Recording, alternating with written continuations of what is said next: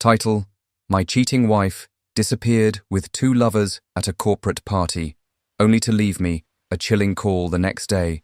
Your wife serviced us, now pay up. Armed and furious, I called my army friend and set out for vengeance. The phone buzzed at 6:13 a.m., dragging me out of a restless sleep. My head pounded from the corporate gala the night before, but what I read on my screen snapped me to full attention. Your wife serviced us. Now pay up. My wife, Eleanor, wasn't in bed. Her side was cold, the sheets undisturbed. Panic and fury surged through me as the phone buzzed again. This time, it was an audio message. A deep, gravelly voice played. She was magnificent, Lucas. But now it's your turn. Pay what we're owed, or we'll come to you. My stomach churned. The woman I had loved and trusted for 8 years had vanished into the night. Marriage, I once thought, was built on trust. For 8 years, Elena and I had been the envy of our social circles. At galas and dinners, we were the couple people gravitated toward. She with her infectious charm, and I with my quiet confidence. Together, we were unstoppable. Or so I believed. But in recent months, something had shifted. At first, it was subtle. Eleanor, who had once greeted me at the door with a warm smile, began retreating to the bedroom as soon as she arrived home. Her phone, once carelessly left on countertops, was now glued to her hand, the screen turned away from me. She started taking calls late at night, murmuring into the receiver before slipping outside where I couldn't hear. The excuses were always plausible. Late meetings, charity events, impromptu girls' nights. I wanted to trust her, I really did. But trust, I've learned, is fragile. One night, I caught her standing by the window, staring at her phone. She seemed lost in thought, her face illuminated by the soft glow of the screen. When I asked who she was texting, she turned quickly, forcing a laugh. "Just work stuff," she said, too casually. "You know how demanding Stefan can be." Stefan, her colleague, who had a reputation for being more interested in his co-workers than in his career. I had brushed off my suspicions then, chalking it up to paranoia. But now, every little oddity stood out like a warning sign I had ignored. The corporate gala was supposed to be a celebration of my promotion, a night where Eleanor and I could reconnect. Instead, it would become the night I realized just how deep the cracks in our facade ran. The estate where the gala was held could only be described as extravagant. Crystal chandeliers cast golden light over a sea of high-powered executives, their laughter and conversations blending into a symphony of wealth and ambition. Eleanor arrived fashionably late, turning heads as she walked in wearing a black satin dress that hugged her figure perfectly. She looked stunning, radiant even, but her smile didn't quite reach her eyes. "Sorry, love," she said, kissing me lightly on the cheek. "I got caught up at the office." I wanted to believe her, but the faint scent of a man's cologne clung to her, a scent that wasn't mine. My stomach twisted, but I pushed the thought away. This was a night to celebrate, not to dwell on insecurities. As the evening unfolded, I noticed Eleanor gravitating towards Stefan and another man I didn't recognize. The stranger was tall and sharp-featured, with piercing blue eyes that seemed to take in everything. When I approached, their conversation stopped abruptly. "Lucas," Elena said with forced cheerfulness, "meet Anton, a friend of Stefan's. He's visiting from Paris." Anton extended his hand, his grip firm and his smile cold. "A pleasure," he said, his accent faint but refined. His eyes lingered on Elena for a moment too long. Throughout the night, I tried to shake off the unease that settled over me. Elena was distracted, her gaze darting around the room as if searching for someone. I told myself I was imagining things.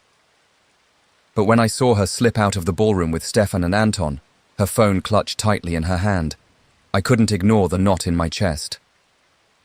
An hour passed, then 2. I checked the balcony, the garden, even the valet station, but there was no sign of her. By the time the gala ended, she still hadn't returned. "Have you seen Elena?" I asked Stefan when I spotted him leaving. He hesitated, then shrugged. "She said she needed some air. You know how she gets." His casual tone grated on me. Something wasn't right, and deep down, I knew this was more than a misunderstanding. The call came at dawn, jolting me awake. The text message that followed was worse. Your wife serviced us. Now pay up. The words burned into my mind, each one dripping with venom. I called Victor immediately. He arrived within the hour, his demeanor calm, but his eyes sharp with concern. Victor had been my closest friend since our days in the army. He had a knack for cutting through chaos with precision, and I needed that now more than ever. She's not home, I said, pacing the living room. Her car's missing. And this message, what does it even mean? It means we need to find her, Victor said, his voice steady. Where was she last seen? We started at the gala venue, questioning staff and reviewing security footage. It showed Elena leaving the estate around midnight, slipping into a sleek black car with Stefan and Anton. From there, the trail went cold, until we found her car at a service station 3 miles away. The car was parked haphazardly, as if abandoned in a hurry. Inside, we found her silk scarf, crumpled on the passenger seat and stained with lipstick. But it wasn't Elena's shade. Tucked beneath the seat was a matchbook from an exclusive club in the city, embossed with a gold emblem of a snake coiled around a rose. Victor turned the matchbook over in his hands, his brow furrowed. This place isn't just a club, he said. It's a front for other activities. What kind of activities? I asked, my voice tight. Let's just say it's where people go when they want something that money can't buy. Victor's tone was grim. If Elena was there, she's in deeper trouble than you realize. The matchbook was our only lead, so we followed it. The club was hidden in plain sight, a nondescript building in a quiet part of the city. A single bronze plaque marked the entrance, and the doorman's sharp gaze made it clear that this was not a place for outsiders. Inside, the air was heavy with smoke and whispered conversations. The room was dimly lit, the kind of place where secrets thrived. It didn't take long to find Stefan, seated at a corner table with a glass of whiskey in hand. "Lucas," he said, feigning surprise as we approached. "What are you doing here?" "Where is she?" I demanded, my voice low but seething. Stefan hesitated, his confident demeanor slipping. "She's with Anton," he admitted. "They left together after the gala." "Why?" I pressed, leaning closer. "What did you get her into?"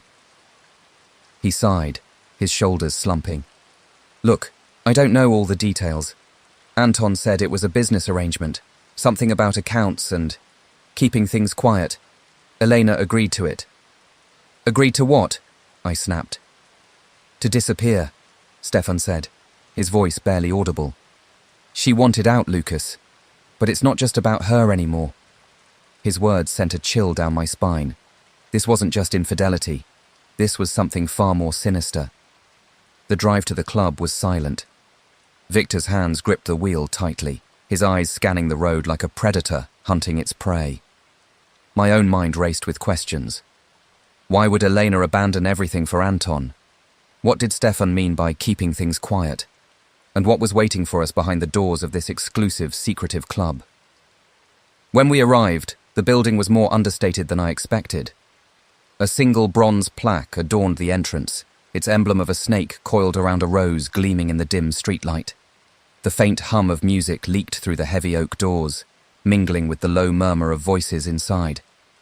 Victor motioned for me to stay close as we pushed through the doors. The interior was suffocatingly decadent, dimly lit, with dark leather furnishings and crystal chandeliers dripping like frozen tears. The air smelled of cigar smoke, expensive whiskey, and something else. Something metallic, almost bitter. "Eyes sharp," Victor murmured. "Places like this don't survive by being sloppy. They'll know we don't belong." As we moved deeper into the room, my gaze landed on a familiar figure. Stefan. He was lounging in a corner booth, nursing a glass of whiskey with a forced calm that didn't match the tension in his jaw. When he saw us, his expression shifted from annoyance to fear. Victor didn't waste a second. He grabbed Stefan by the arm, pulling him out of the booth and into the hallway behind us. The dimly lit corridor amplified every muffled footstep, every rustle of fabric, making my pulse thunder in my ears. "Where is Elena?" Victor's voice was low and steady, but it carried the weight of a command. Stefan's bravado crumbled. I told you, he stammered. She left with Anton after the gala. She's at his villa. It was her choice. Why would she do that? I asked, my voice rising with frustration. What did she agree to? Stefan hesitated, glancing between Victor and me as if deciding which of us was the greater threat. Anton has leverage, on both of you. Money, secrets, things you wouldn't want exposed. Elena thought she could buy your way out of it. The words hit me like a blow to the gut. Eleanor wasn't just unfaithful. She had gambled our lives, our future, for a chance to escape something she didn't even trust me enough to explain. Anton's villa loomed in the distance like a dark fortress, its high walls and security cameras a clear message. This was a place where power ruled, and trespassers weren't welcome. Victor and I parked the car a quarter-mile away and approached on foot, our steps muffled by the dense forest floor. "Remember," Victor whispered as we reached the perimeter fence. "No rash moves. This isn't just about finding Eleanor, it's about making them pay." We scaled the fence, landing in the shadows of the sprawling garden. The faint glow of lights from inside the villa painted the windows in shades of gold and black, flickering like warning signs. Through the side window, I saw her.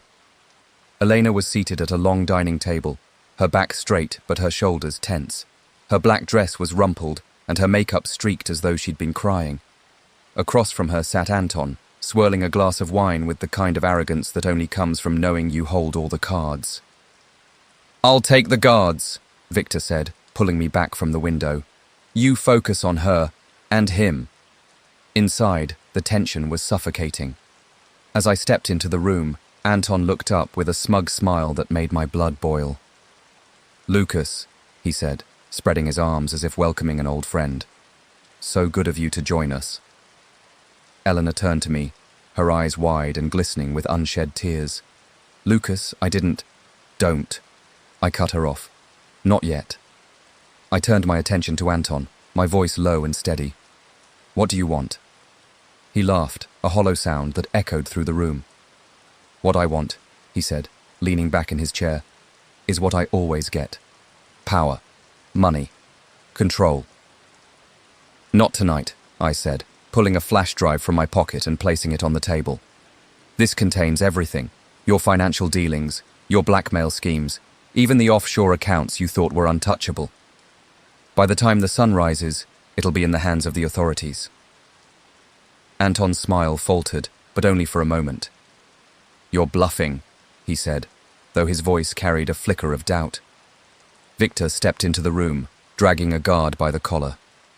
"He's not," Victor said, his tone icy. "And your little operation?" "It's over." Anton lunged for the flash drive, but Victor intercepted him with a swift, calculated blow.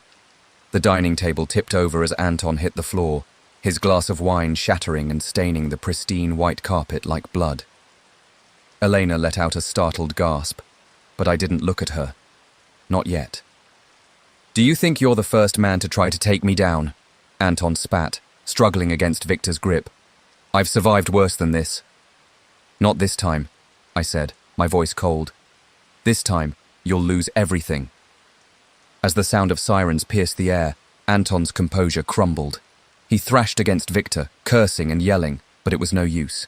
The authorities had arrived, and with them, the end of Anton's reign. I turned to Elena as the chaos unfolded around us. Her tears fell freely now, her hands trembling as she reached for me. "Lucas, please," she whispered. "I didn't know how to fix this. I was trying to protect you." "No," I said, stepping back. "You were trying to protect yourself. And now, you'll face the consequences." I handed her a stack of papers, divorce filings, evidence of her complicity in Anton's schemes, and a notice of her frozen accounts. "This is your legacy, Elena. Enjoy it." Months passed, and the storm that had torn through my life began to settle. The headlines faded, and with them, the shadow of Elena and Anton's betrayal. But in their absence, something remarkable happened. I found myself. I stood on the balcony of my new apartment, the city stretching out before me like an unfinished painting. The hum of life below was a gentle reminder that the world, vast and indifferent, kept turning no matter how many pieces you had to pick up. For years, I had built my life around trust, only to see it shattered. Yet here I was, still standing, still breathing, still dreaming. Betrayal hadn't destroyed me. It had refined me, like fire forging steel. I took a sip of whiskey, the amber liquid catching the light of the setting sun. For the first time in what felt like an eternity, I felt a sense of peace. Not the peace of forgetting, but the peace of letting go. And as the city lights flickered to life, I whispered to the night, "Sometimes we must lose everything to find ourselves. In the ashes of their lies, I found the truth, and the truth set me free."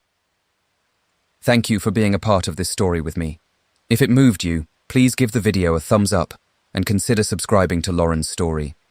I've noticed many of you who enjoy these stories aren't subscribed yet. By subscribing, you're not just following a channel, you're becoming part of a community that values deep, meaningful storytelling. Let's continue exploring these heartfelt journeys together. Don't forget to click the notification bell so you won't miss our next story.